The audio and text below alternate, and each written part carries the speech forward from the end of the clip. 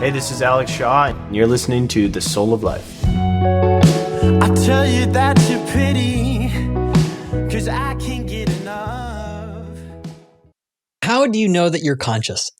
I mean, don't you just kind of know? We're all familiar with the saying that comes from the philosopher Descartes, I think, therefore I am. But if you start asking around among scientists that study the brain, and you ask them to define consciousness or define the mind, you realize we are still sort of in the same dark ages, just like René Descartes in the 17th century. The single thing that we know best from our own first-person perspective and understand least from the perspective of objective science. But are we seeing signs of a dawning enlightenment in this field? Signs of progress in how we understand and study consciousness?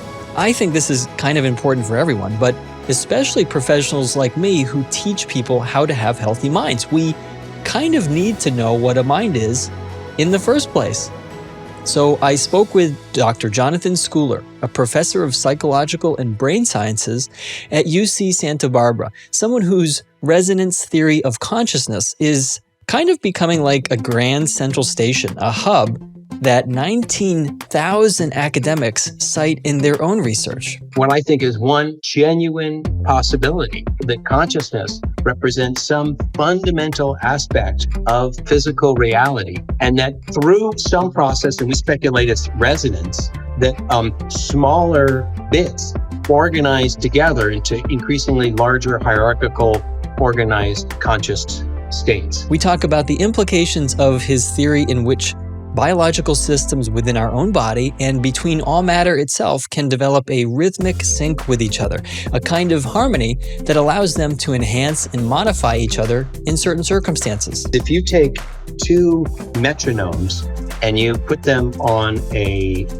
shared plank, and then you set them off, initially they will be doing their own separate thing to their own timer, but within a matter of minutes, they will come to synchronize. He calls these phenomena nested observer windows, a sort of channel that opens up between objects and systems. The electromagnetic field really may provide some kind of a medium for consciousness. The implications of these nested observer windows, or NOWs for short, leads us to discuss Stephen Strogatz's monumental research in the mathematics of sync.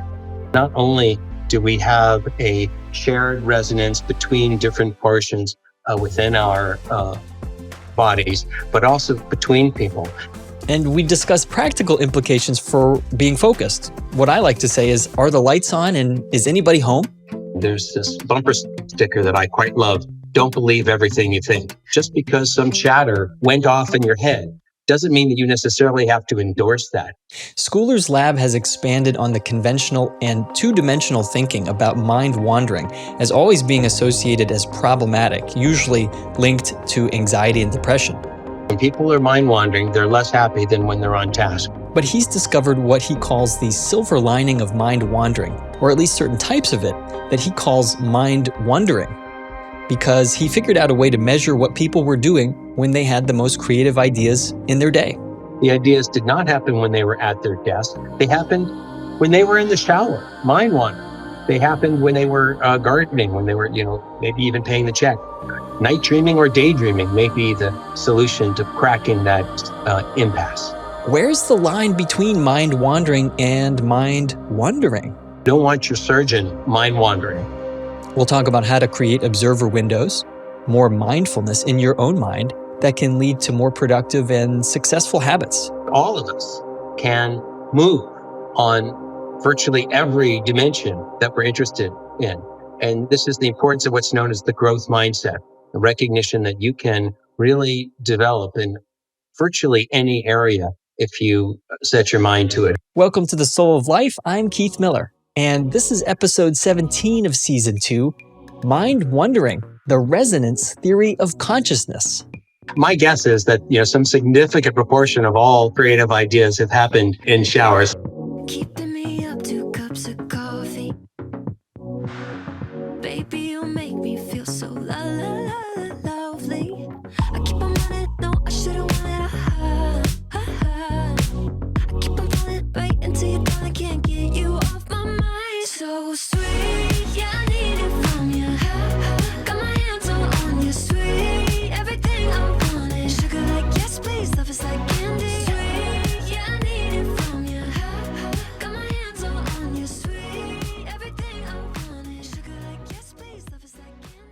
I'm Keith Miller, and my podcast, The Soul of Life, is here to help you remember who you really are. I'll bring together people who have gotten off their treadmills. I'll have conversations with athletes, musicians, doctors, scientists, healers, and entrepreneurs to discuss the fascinating edges of our knowledge in neurobiology, psychology, and physics. This is The Soul of Life. Please take the time now to subscribe to The Soul of Life wherever you're listening. Give it a thumbs up or write a positive review. That's the best way to make sure you don't miss out on these amazing episodes planned for season 2. Dr. Jonathan Schooler is a professor of psychological and brain sciences at University of California, Santa Barbara. He has authored over 200 scientific publications with over 32,000 total citations. His research has been supported by more than a dozen governmental agencies and private foundations. He teaches courses in mindfulness, cognitive psychology, memory, and consciousness. I'm here today on The Soul of Life to talk with Dr. Schooler about his resonance theory of consciousness. How, in some ways, the hippies were right, and it's kind of all about vibrations, man. I mean, come on, that's what we're going to get down to here. But actually, it's quite a serious field of scientific inquiry. And if there's one episode that I could call maybe a banner episode for my podcast, The Soul of Life, it's this very subject, what we call our consciousness, or in many traditional settings, our soul. We'll talk about the idea of how our mind, brain, body can get into or out of sync with itself and with other minds. And what I think is a hopeful message of neuroplasticity, that is the ability of the brain to reorganize itself and grow and adapt to overcome chaos and get back into the flow of life. Dr. Schooler, how are you? Welcome. Thank you, Keith. It's wonderful to be with you. I'm really delighted that you're willing and able to spend some time in the middle of your teaching. I understand you're going back to in-person learning. Are you looking forward to that? Yeah, I'm excited to actually see the students again. It's been a long time, and when you do online, there are a lot of things that are I've actually learned from, but it's hard to get the same sort of feedback from the students and the resonance when you're actually teaching in person. You can see the class, you can feel it, you get a sense of whether or not they're in sync or mind wandering, which is a big topic of interest of mine. And so I'm excited to get back to feel their vibes. Yeah, that's cool. I mean, I use that term a little bit tongue in cheek and following in line with some journalism that was following your work and kind of talking about this idea of, the vibes and everything. And we can joke about it, but actually in my field, in our field, in applied psychology and clinical psychology, we really do talk about resonance. We talk about feeling energy from people. And I think, I think everybody understands that idea that you get energy, or energy comes and goes in our body. I mean, like that we are energetic creatures, electrochemically speaking. So we're not talking about anything weird here, right? But there is that interesting sort of subset of definition that comes from it. Tell me of how you came to study consciousness and why is this important to you? Yeah, well, I've been interested in consciousness ever since I was a teenager. Um, I'm actually from a long line of psychologists. Both my mother and father were academic psychologists. My brother, now my son, my daughter, aunt, uncle. So consciousness is psychology is sort of run in the blood, and consciousness has been a big part of that. When I was 14, my father gave me a book by Alan Watts called "The Book on the Taboo Against Knowing Who We Are." If you haven't read it, it's a short book, and it really changed my life. It was really all about thinking about consciousness and the place of consciousness in the Say, universe. say the name again of the book, if you don't mind. It's called "The Book on the Taboo Against Knowing Who You Are" by Alan Watts. Mm. And I became interested in the Tao of physics and the whole sort of East meets West topic area, which I think many people at that time were, but it really stuck with me. I should say that when I was in graduate school and even as a assistant professor, consciousness was still very much of a taboo topic in psychology. It was really sort of considered uh, far afield from we had been steeped in something called behaviorism. Just looking at behavior and consciousness just seemed too ethereal to track. Back in 1993, Jonathan Cohen and I organized a meeting on consciousness, scientific approaches to consciousness. And at the time, it seemed like a kind of radical thing to do. But now I'm really delighted to see that consciousness has really become much more mainstream, and all of us who were sort of closet admirers of are now able to really come out of it and acknowledge how important and interesting a topic it is. Right, right. I suppose in some ways we're standing on the shoulders of others like John Kabat-Zinn, some of these people who have come, like you say, out of the closet, as in his case, a Buddhist and Eastern tradition, but also a molecular biologist and able to speak to scientists and people like Dr. Daniel Siegel, who we both know and admire at UCLA, one of my teachers over the years, on neuroplasticity. These people who are able to speak the language of both perhaps the spirit and soul and of science, and that we're seeing, okay, these religious folks, these ancient traditions, they have a language that's not clearly scientific, but they're talking about an experience that's real. And it's almost as if Absolutely. the scientific community is able now to pick up on this and use it. So that's exciting to me.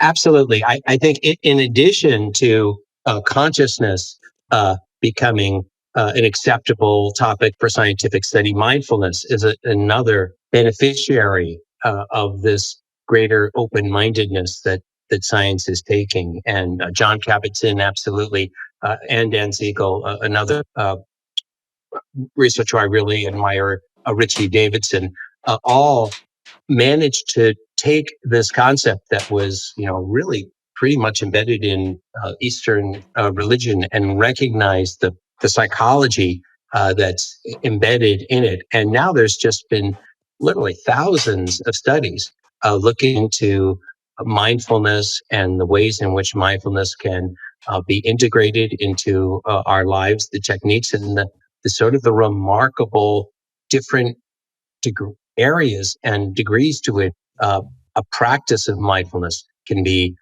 really helpful. And indeed, we've made it a center here at UCSB, the Center for Mindfulness and Human Potential, where we're really dedicated to understanding how to take a very secular version, which is really about helping people to be grounded in the present, to enhance their focus, and to be a little bit more non-judgmental about the thoughts that cross their mind. There's this bumper sticker that I quite love: "Don't believe everything you think."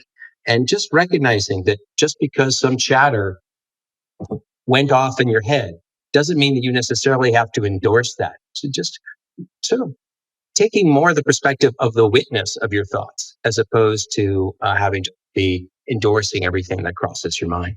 Right, right. I know in this sort of culture we live in, sort of like we want concrete things. We want to know kind of a prescription or toolkit. People even like we hear this in our conversations about very difficult topics like race and identity in our politics. People want to know what to do and how to respond and the tools. And yet we're often, I think those of us that are healers or in this work and have a spiritual dimension understand that it's really about noticing, like you said, and paying attention and mindfulness, this idea of paying attention on purpose, just for the sake of it, right? Absolutely. Not trying to get anywhere, which is so radical to our culture, but also it's radical to any stressful experience. If you're stressed, the body gets ahead of the mind in some ways. So it is wonderful to see this emerging in the culture, and we're going to talk about that word emerging a little bit. Speaking of Dan Siegel, who speaks and teaches on interpersonal neurobiology, teaches a lot in the therapist community. He speaks in his training of psychiatry being really devoid of any definition whatsoever of what the mind is. And he finds that so, he's taught over the years how puzzling that had been, and really a driving force for him to create and bring others into this conversation on, hey, let's start doing that. Let's talk to the people in physics. Let's talk to the people who study energy flow, right, and information flow and probabilities, mathematics. Let's bring these people together. And his definition that he speaks about frequently is that the mind is an emergent, self-organizing, embodied, and relational process that regulates the flow of energy and information. And I'm curious about you, how you define that. You study consciousness also, and curious how would you add to that? Would you, what is consciousness from your perspective? The interesting thing about consciousness is it's at the same time the single thing that we know best from our own first person perspective and understand least from the perspective of objective science. There's really nothing else that has this weird dichotomy of it absolutely. I mean, I can't give you a definition of consciousness that will be better than your own experience of it. You know consciousness better than anything else. That's in sort of Descartes' terms. That's all you know. I think, therefore I am. What he really meant to say is, I'm conscious, therefore I'm conscious. That is the one thing that we know with absolute certainty. I very much like the definition of consciousness that's implied by the philosopher Thomas Nagel in his very influential paper called What It's Like to Be a Bat. And essentially, the argument is that consciousness is that there is something like to be that thing. So there is something it's like to be you. There's something it's like to be me. We presume, many of us, some people don't, that there's something it's like to be a bat. But in all likelihood, there's nothing it's like to be a rock. Now, I'm actually excited to talk about this because I actually think it's possible that rocks may be an aggregate of tiny little particles of something for which there's also something it's like to be, is the notion of panpsychism. But basically, the idea is that there is a perspective and that of experience, and that is what consciousness is. So I treat experience as a synonym for consciousness, and I love to speculate about all the things that may be privileged to have such an experience. Right, right. You mentioned panpsychism, and I think in a lot of rooms that I've been in, people will sort of sometimes apologize and say, "Well, I don't want this to sound too woo-woo." I think they're trying to say, like, don't take this the wrong way. I don't think rocks have feelings or something like that, right? But that what you're getting at is that there is something going on at an energetic and arguably measurable level in all matter. It seems like you've kind of steered head on into this question of, yes, we can embrace that all things have some level of psychic energy. When it comes to consciousness, given how difficult it is to explain what's known as the hard problem, which is how is it that this 3-pound meatloaf of a brain is able to create subjective experience? And the fact that we really do not have even an iota of an idea of how the first person experience emerges from the objective world, that it's really important to maintain humility and to recognize that there are uh, a variety of classes of explanations. I have a spirit of open-mindedness, uh, really explored what I think is one genuine possibility, and that is that the consciousness represents some fundamental aspect of physical reality that is instantiated potentially at some very, very tiny, maybe strings. Who knows what the smallest unit of it is, and that through some process, and we speculate it's resonance, that smaller bits organize together into increasingly larger hierarchical organized conscious states. So I think that is a very plausible account known as panpsychism. At the same time, I'm also sympathetic to the possibility of emergentism. And this is where I and my collaborator, Cam Hunt, differ a little bit. He is a devout panpsychist. He's put all of his money on that. And I entertain that. I strongly think that is a viable possibility, but I'm also open to the possibility that there may be some sort of minimum amount of organization, of information integration that is necessary to create consciousness. So this raises, on the one hand, the possibility that perhaps consciousness is highly distributed, but there's a cutoff point. So perhaps only living things, for example, are capable of consciousness, but even possibly the smallest living things, bacteria, may have a iota of consciousness.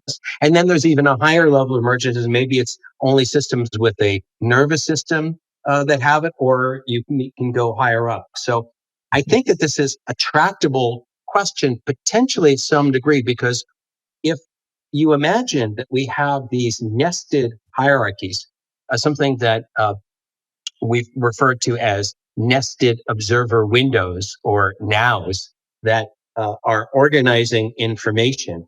And it may be that these nested observer windows are conscious at all different levels. So cells um, and then brain regions may each have their own separate consciousness, or there may just be in an individual's brain just one center location for consciousness. I think all of these are possible, but I am delighted and enjoy talking about the really intriguing possibility that consciousness goes all the way down. Right, right.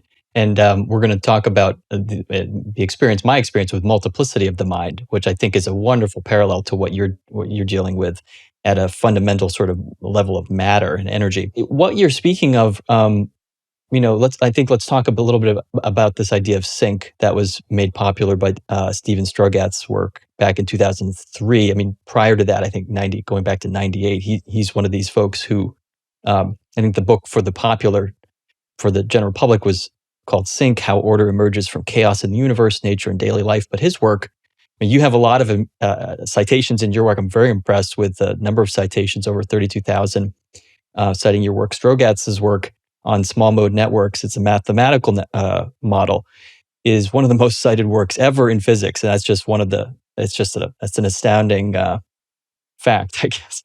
But it says so much about how fundamental these questions are. Some of his examples, I want to talk about this on the macro for a moment.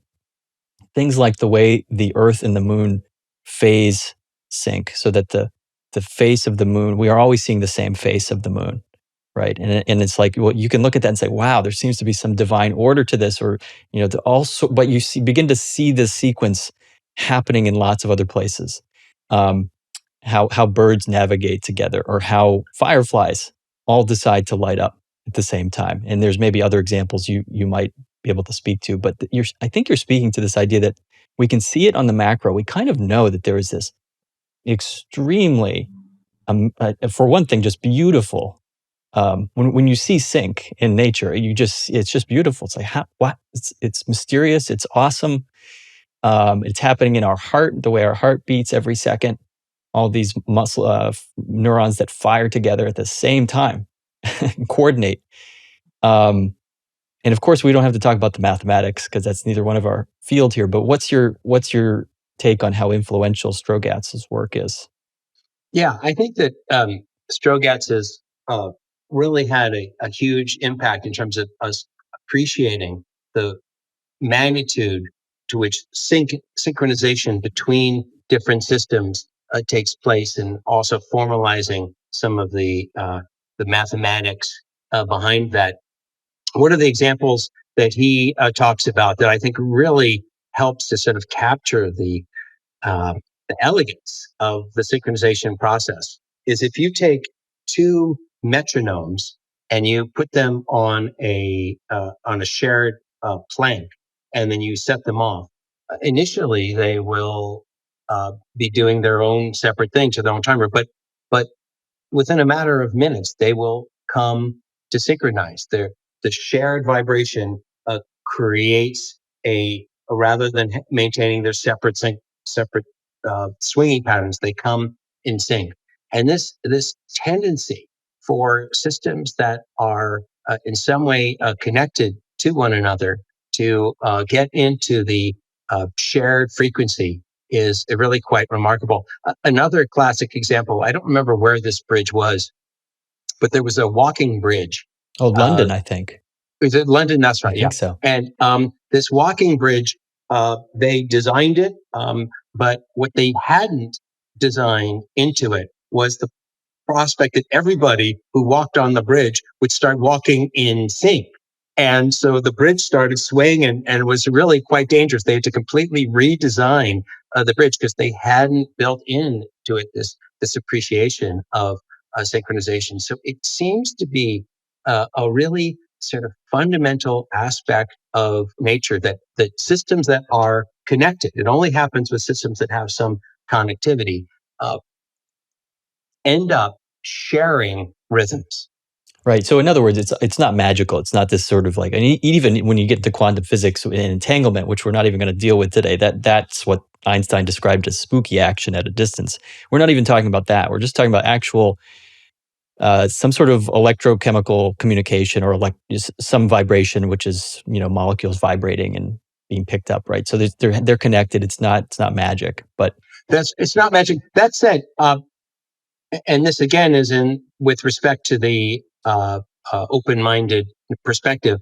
And I think it was sort of Arthur C. Clarke who said something like, everything is magic until we understand it. And so I yeah. do think that it is possible that there could be fields or kinds of vibrations that are as of yet not recognized that may also be synchronized. But that wouldn't be magic, so to speak, either. It would just be additional uh, characteristics of reality that we come to understand. And if they do exist, if there are some, say, additional types of waves or uh, manner in which synchronization could take place, it seems very likely that indeed synchronization would happen. And then the other thing I would say is that we are also thinking increasingly about the possibility of a synchronization happening through the electromagnetic field. And the electromagnetic field really may provide some kind of a medium for consciousness.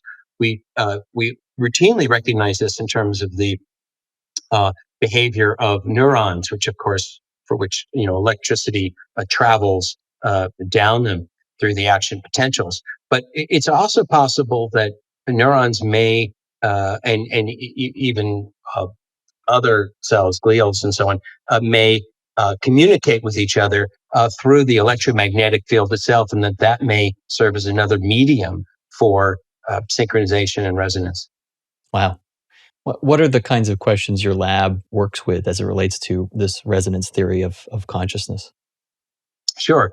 Well, one really fascinating topic has to do with EEGs and looking at the relationship between brainwave states and the ways in which different areas of the brain can come to synchronize with one another.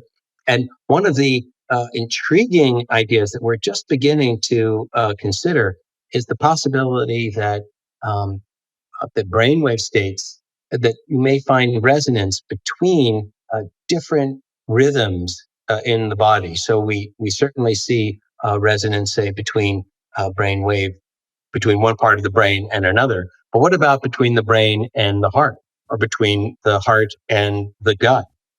And so beginning to look for patterns of resonance from the very fast ones associated to the brains to slower ones, and seeing that the potential that even though they're at a very different scale, that there's still some kind of synchronization between them seems follows from our theorizing.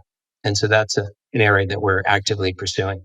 So different systems within the body, like signals coming from the gut to the brain, for example. I forget, is that afferent or efferent? What signals?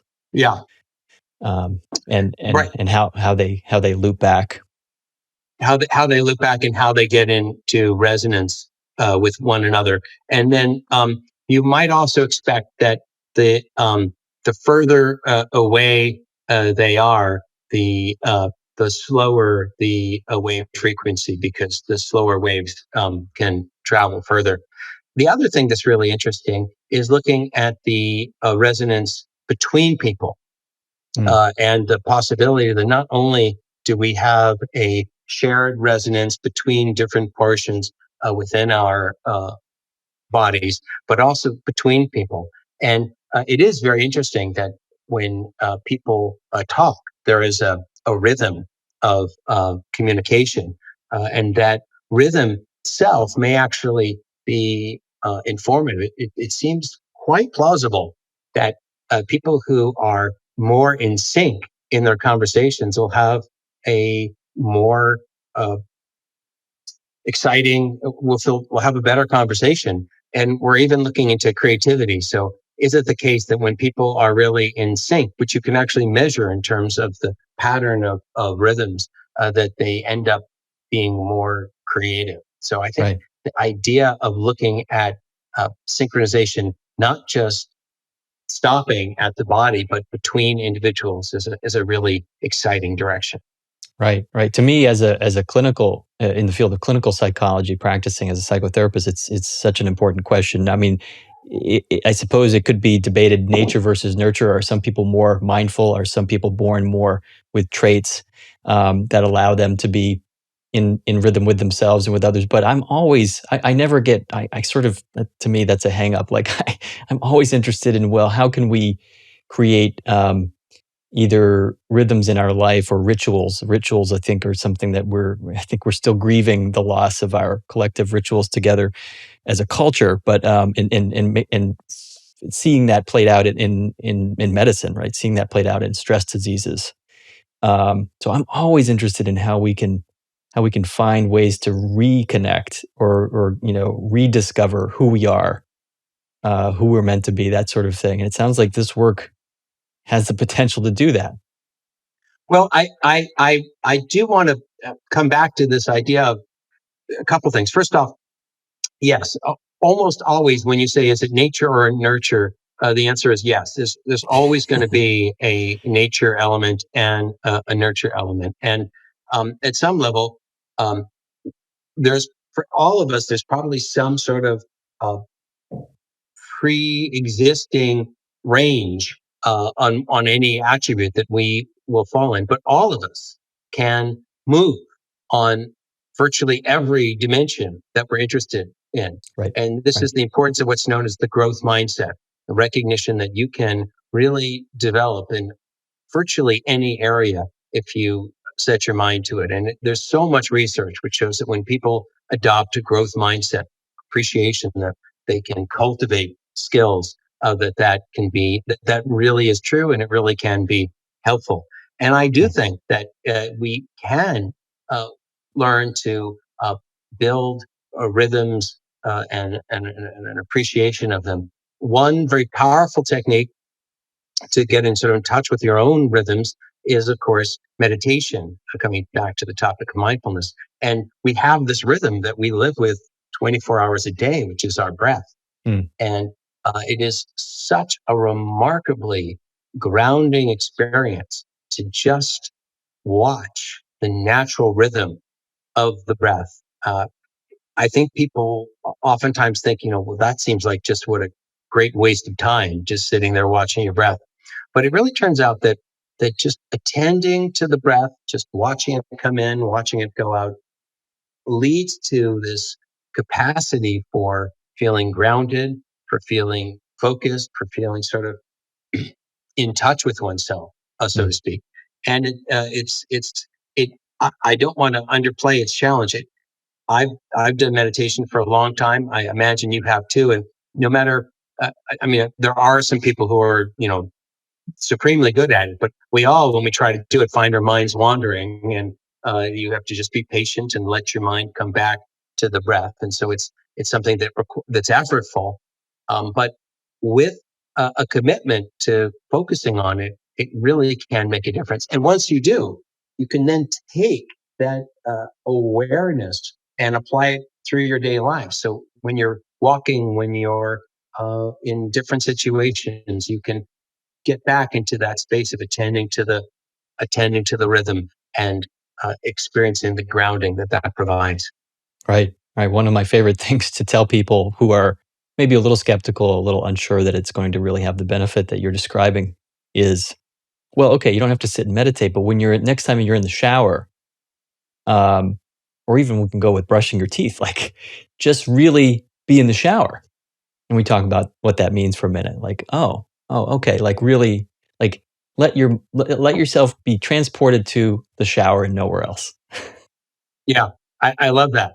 I mean, showers are so interesting in of itself. I mean, who knows? My guess is that, some significant proportion of all creative ideas have happened Yeah. in showers. So showers are pretty special places. But brushing your teeth, you don't hear that much about the great ideas that people had while they No. were brushing their teeth. So that is, but brushing your teeth, has a rhythm. And I have personally found that it's an excellent opportunity for mindfulness. So you can take that very same 2 minutes and just check in, just really try to hold your attention on getting every tooth and just sort of moving in a systematic way. And yeah, there's an opportunity when you first wake up in the morning.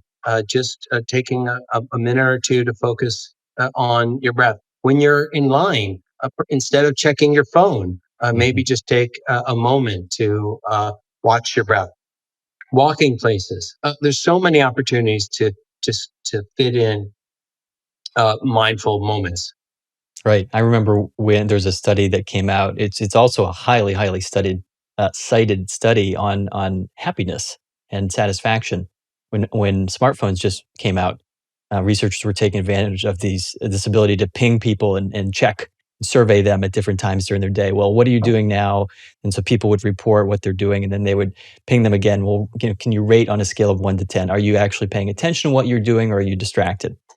And then how happy or unhappy do you feel? And overwhelmingly, people who reported that they were actually paying attention to what they were doing, whether they were in traffic or, to your point, in a line for their COVID vaccine or something, even if it was a painful experience or uncomfortable experience, they reported happiness or satisfaction if they were paying attention to what they were doing versus if they're in traffic and fiddling with their radio and phone and mind wandering. And now I want to point out for people that when you mention mind wandering, you've spent more than I think the average person who teaches mindfulness, a good deal of critical time in your labs looking at mind wandering. Can you speak to that work that you've done? Please take the time now to subscribe to The Soul of Life wherever you're listening. Give it a thumbs up or write a positive review. That's the best way to make sure you don't miss out on these amazing episodes planned for season 2. Sure. Yeah. Well, and I have to admit that in psychology, research is me search oftentimes. And so not only have I spent a lot of time uh, studying mind wandering, but I've also spent a lot of time engaging in mind wandering. And the research that you were just describing by Killingsworth and my good friend Dan Gilbert um, it was titled "A Wandering Mind is an Unhappy Mind," and their finding is quite robust. When people are mind wandering, they're less happy than when they're on task. But I do want to say a couple caveats about that. The first is that we have a follow up paper called "The Silver Lining to a Mind in the Clouds."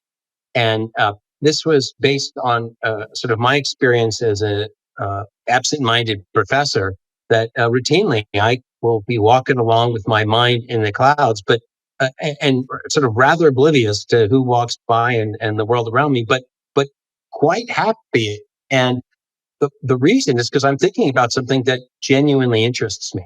I'm thinking, I'm the absent-minded professor, mind wandering about mind wandering, and what we found is we replicated Killingsworth and Gilbert. So overall, when people were mind wandering, they were less happy than when they were on task. But if they were mind wandering about something that they were especially that they were especially interested in, that were really curious about, they were actually happier than when they were on task. So there's a particular kind of sort of mind wandering about interesting topics that really engage you, something that I call mind wondering, that seems to be very different. And so it seems that all mind wandering is not created equal. If you're worrying, if you're perseverating about concerns that are in your future or something that you did in your past, that is likely to make you less happy. But if you are thinking about something that you're really interested in, really excited about, that can be helpful. So I think there really is sort of a middle way. It's important to be present. It's important to cultivate an awareness of our situations. It's important to recognize that when we want to focus, we can, and that we have the control, the reins of our minds to be able to really target um, the topic that we want to attend to. But Mhm. engaging in playful, creative wandering of the mind can also be pleasant. And we also have research that shows that about 20% of the creative ideas of writers and physicists that we sampled, we gave them a daily diary, and every day, did you have a creative idea? And asked, when did you have it? What were the circumstances? And what we found is about 20% of the time, the ideas did not happen when they were at their desk. They happened when they were in the shower, mind wandering. They happened when they were gardening, when they were, maybe even paying the check. And um, and these ideas were as creative as the ideas that they actually had when they were at work. So it seems Mm. that mind wandering can be very problematic. It's associated with uh, traffic accidents. It's associated with, we've shown that it's associated with poor reading comprehension. Everyone has had the experience of reading along and suddenly realize that their eyes are moving across the page, but their mind has been elsewhere. And that is decidedly associated with poor reading comprehension. Same in lectures. People mind wander in lectures. They don't retain the information. But Mhm. there's an upside to mind wandering, which is that it can be an opportunity to have creative ideas. And the creative ideas that people have when they're mind wandering seem to be of a particular type. They seem to be overcoming an impasse, something which you were stumped on. So, that old expression, I need to sleep on that. Well, Mhm. sleep on it or mind wander. Night dreaming or daydreaming may be the solution to cracking that impasse. Right. And it's, which is just fascinating what you're saying. And I'm thinking of so many connections to how we help people in the mental health field get in touch with, especially my work with IFS, internal family systems, Dick Schwartz's work with natural multiplicity, which presents this model of this idea that the mind has all these different parts, and that we can at different times be either connected to them sort of as the hub or the orchestra conductor, or dissociated from them. And when they are taking over, and I want to ask you about the distinction here between maybe a dissociative state or a state that could get us into trouble. Let's just say we've wandered so far that we've really, we've ignored our wife and kids or something. Now they're yelling at us, or the driver in front of behind us is honking at us. Do you distinguish in your research between dissociative kind of, maybe what we might say a protector of somebody coming in to take them out of a situation? They just can't stand this lecture they're in with you, and it's so painful. It reminds them of something shameful, or well, who knows? They're just taken out. Versus they're stimulated by curiosity and the resonance with you, and then they're taken into a higher place. Do you distinguish between the two? Yeah, there's a lot of nuanced subtlety to the different kinds of mind wandering that people can engage in, and it's only really been in the last 10 to 15 years that researchers have really sort of taken on mind wandering. There was a handful of really important pioneers in mind wandering. Um, Jerome Singer and various other anthropos who've who really sort of set the stage. But it's only really been in the last 10, 15 years that there's been this sort of cottage industry of research in mind wandering. And initially, the focus was just sort of on task versus off task. And increasingly, we're looking at different kinds of mind wandering. And one sort of important set of distinctions is whether or not it's deliberate. Mm. If you're intentionally mind wandering, or if you're mind wandering without intention. And relatedly, if you know you're mind wandering, whether or not, or if you don't. And in general, the mind wandering, which is more intentional and people are more aware of, so sort of mindful mind wandering, seems to be the kind that tends to be more productive and less problematic. And of course, this makes a lot of sense. If you don't know you're mind wandering, then you may be mind wandering at really inopportune times, right? You don't want your surgeon mind wandering. Uh, Right. they maybe when the nurse is doing the stitches, or there's a moment, that's fine. And we find, for example, we looked at pilots and Mm. found that they were strategic in their mind wandering. They mind wandered, at certain times, and then when things got challenging, they brought it back to task. So there Mm. really seems to be a variety of different kinds of mind wandering, and they have different characteristics.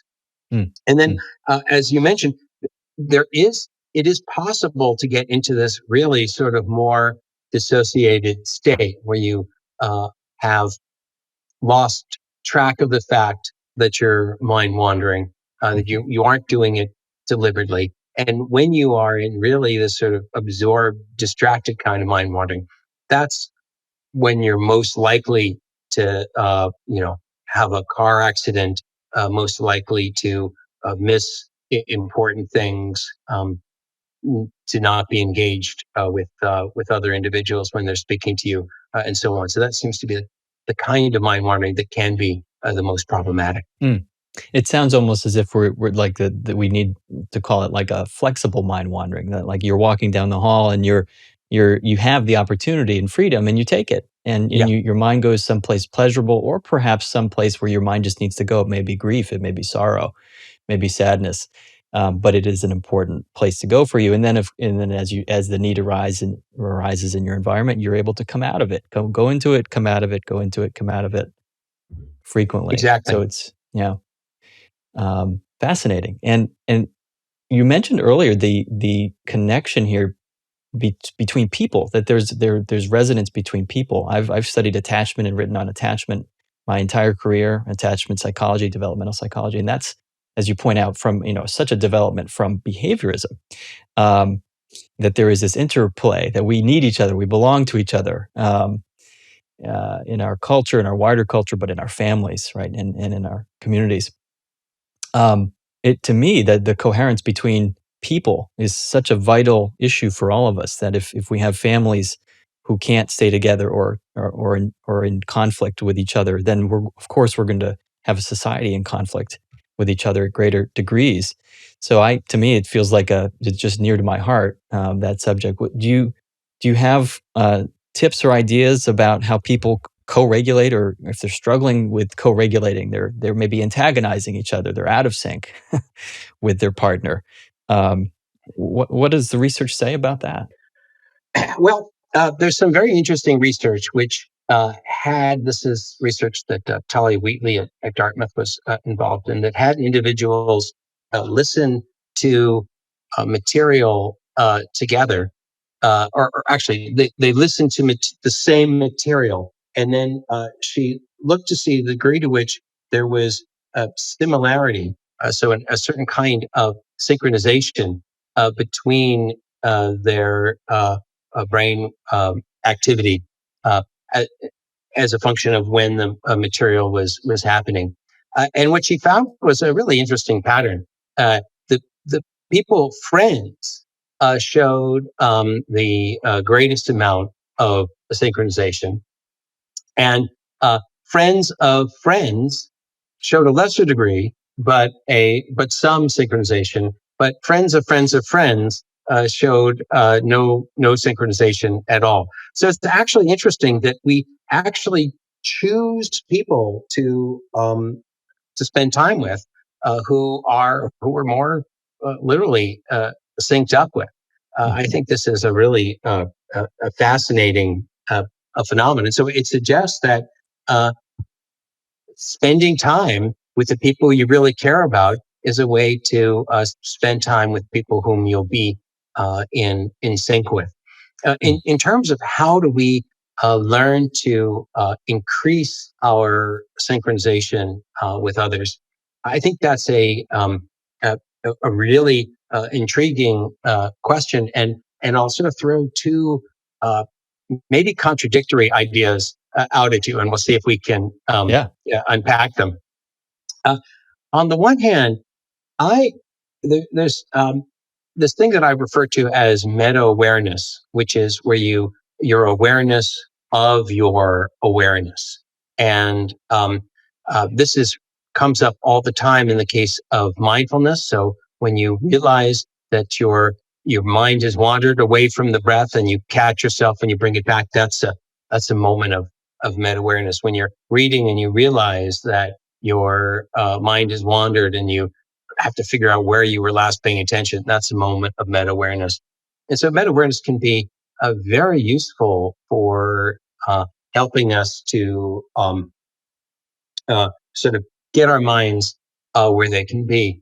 But I think meta awareness can also uh, get carried away. So if you're in a social setting and you're thinking, geez, am I embarrassing myself here? And I wonder what that person is thinking about me. And we sort of at that whole level Right. of Hypercritical.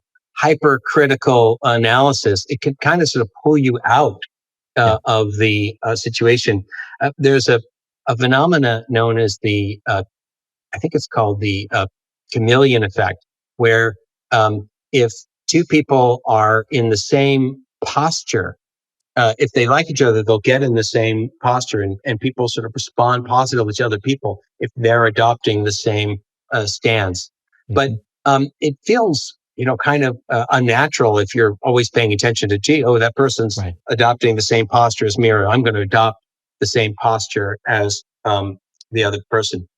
Right. So, on the one hand, I do think that uh, sort of mindfulness may be helpful for noticing if you're, really doing something that's problematic or possibly upsetting the other person, and sort of checking in and noting and being aware of the impact that you may be having.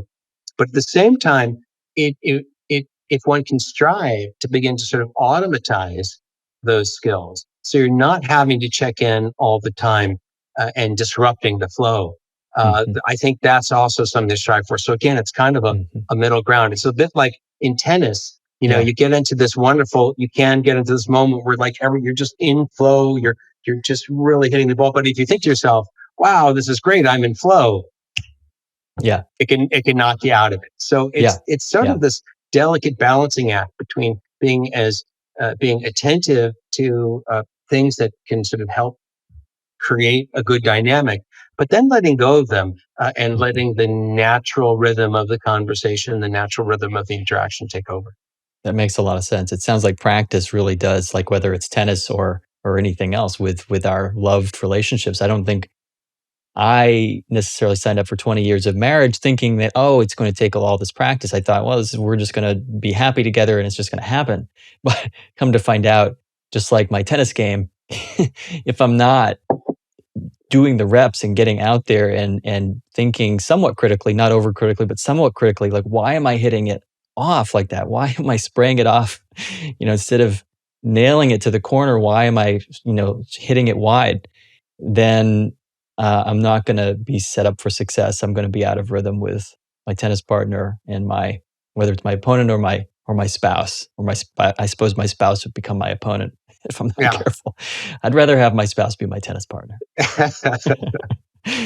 um, so this is just, it sounds like your work has so many wide-reaching implications. I'm so grateful for you and your time and the work that you're doing. Tell me about the Center for Mindfulness and Human Potential. Is there anything you want to promote about that or ways people can get in touch with you? Sure. So we have a very exciting project going on now through the Center of Mindfulness and Human Potential. We have a program that's called Finding Focus, and it is a program that's introduced in high schools around the country to help high schools deal and learn with how to manage their attention. This is a major challenge for people of all ages, but especially high school students. Distraction is just so rampant. And we have this program that's being adopted. We're currently testing it, but it's all based on evidence-based research.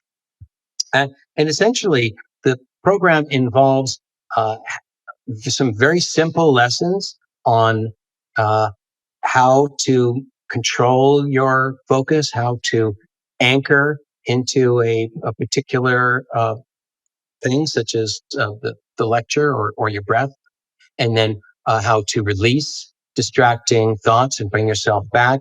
And then it has something called daily beats, which is meditation opportunities to music, and you get to choose your choice of music. And we're finding, we've now published a couple of papers on this, that students who go through this relatively brief 21-day course report significant improvements in their focus, reduced mind wandering, and even reduced stress and improved well-being. So it's a really exciting program. And if you're interested in learning more about it, you can email me at schooler@cite.ucsb.edu. That's psych.ucsb.edu. And we're also, we provide this to schools, so you can encourage your school to get on, and currently offering it for free. So it's a really exciting program. We'd encourage your listeners to avail themselves of. Great. I will get on that in our county, in Montgomery County, Maryland, here, and get and check it out and see if I can put it in the hands of people that can do something to give our students, these resources. I have two teenagers. I don't know if you have kids, but it's something that is near and dear to my heart to know how fragmented, how demanding their attention is, how many demands are on their attention. We want to give them the phones. We want them to be able to be in touch with us and be safe. And at the same time, the world that opens up to them is not a world that I'm excited about as far as the fragmented attention. I've read something about nowadays that we're switching tasks every 10 minutes, like, instead of being able to do deep work. So this skill, it just strikes me as how important it is. We're dealing with an epidemic of depression and suicide in our culture, that if we care about those things, which I think we all do, way upstream is this really low-hanging fruit. Hey, we can teach our kids how to settle into a rhythm in their body, and realize that the tools that we give them to do their work, like their phones and computers, they're not bodies, and they're not going to be syncing up with us. They're going to be in some ways taking energy from us. We need to find other ways to. And it's so hopeful to me. There's a lot of bad news we can report about kids these days, or technology these days, but I think of it as, wow, there's so much low hanging fruit. The brain and mind and body respond. Like you said, it's like 2 or 3 weeks.